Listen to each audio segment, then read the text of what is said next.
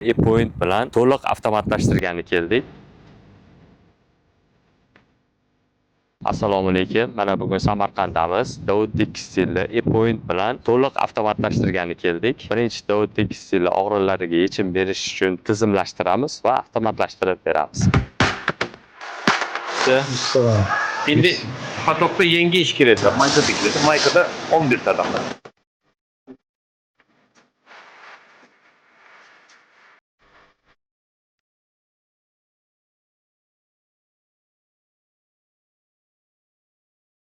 Ben mesela 3 ay içerisinde en az 500 adam kabul kıldım. Zil pesi çalışırdı, hiç zil pesi boş gittik yani.